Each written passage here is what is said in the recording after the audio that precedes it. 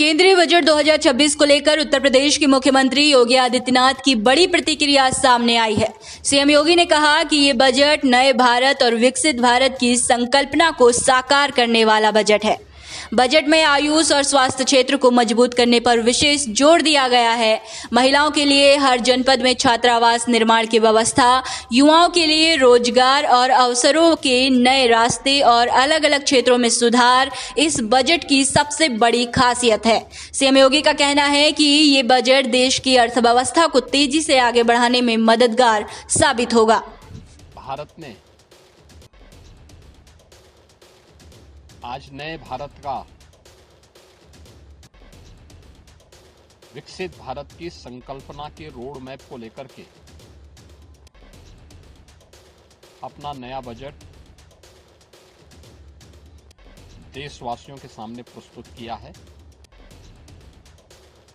मैं सबसे पहले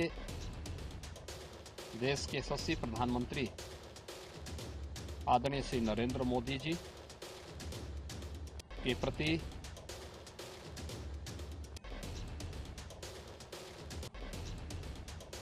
इस बजट को प्रस्तुत करने के लिए दिए गए मार्गदर्शन और उनके निर्णायक नेतृत्व के लिए हृदय से आभार व्यक्त करता हूं। मैं इस बजट को प्रस्तुत करने के लिए केंद्रीय वित्त मंत्री माननीय श्रीमती निर्मला सीतारमण जी को हृदय से अभिनंदन करता हूं। प्रदेशवासियों की ओर से उनका धन्यवाद करता हूं। 145 करोड़ भारतवासियों के आशा और आकांक्षाओं का प्रतीक यह बजट है, जिसमें नए भारत और विकसित भारत की संकल्पना का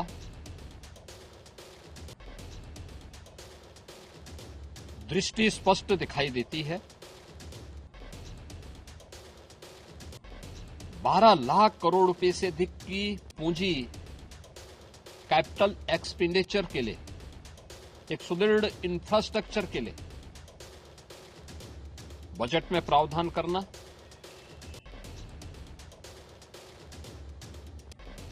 सात रेल कॉरिडोर के निर्माण के लिए प्रावधान करना,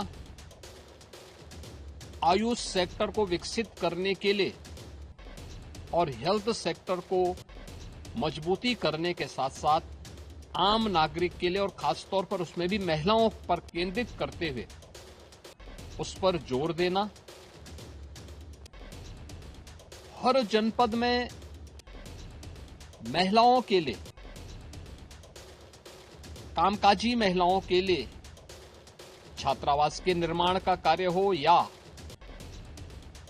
स्टेम, साइंस, मैथ्स, स्टैटिस्टिक्स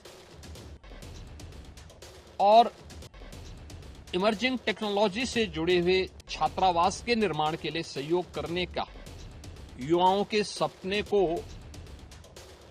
एक नई उड़ान देने के लिए उनके लिए बेहतरीन इंफ्रास्ट्रक्चर से युक्त सुविधाएं उपलब्ध कराने के लिए ऐसे हॉस्टल के निर्माण का कार्य हो,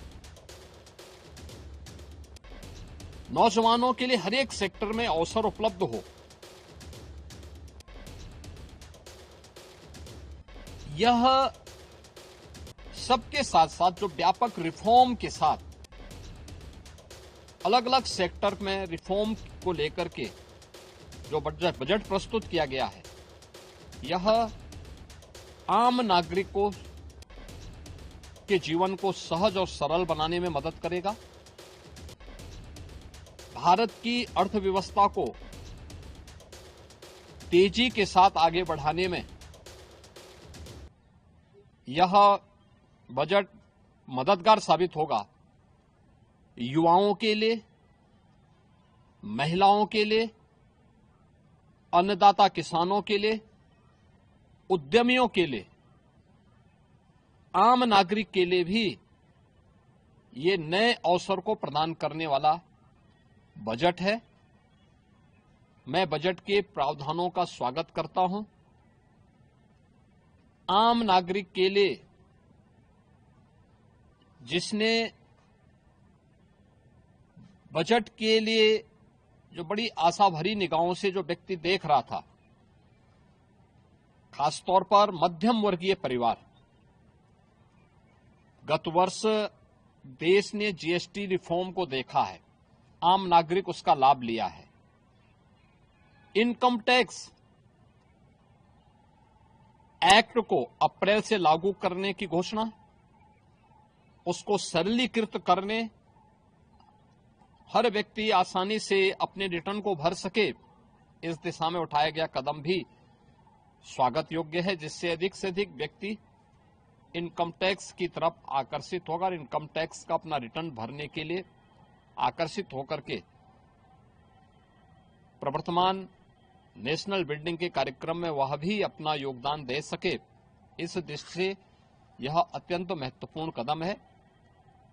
मैं कह सकता हूं कि यह बजट समाज के प्रत्येक तबके को, युवा हो, महिलाएं हो, अन्नदाता किसान हो, उद्यमी हो, इन सबको ध्यान में रख करके बनाया गया नए भारत का, विकसित भारत की तरफ अग्रसर हो रहे भारत का एक स्थिर लेकिन तेज गति से बढ़ने वाली अर्थव्यवस्था के रूप में प्रस्तुत करने वाला एक बजट है। मैं इस बजट के सभी प्रावधानों का हृदय से स्वागत करता हूं। आदरणीय प्रधानमंत्री जी के प्रति आभार व्यक्त करता हूं। केंद्रीय वित्त मंत्री जी को इस बजट को प्रस्तुत करने के लिए, जो कर्तव्य भवन से प्रस्तुत किया गया पहला बजट है, इस बजट के लिए भी उनका हृदय से उन्हें बधाई देते हुए हृदय से धन्यवाद देता हूं।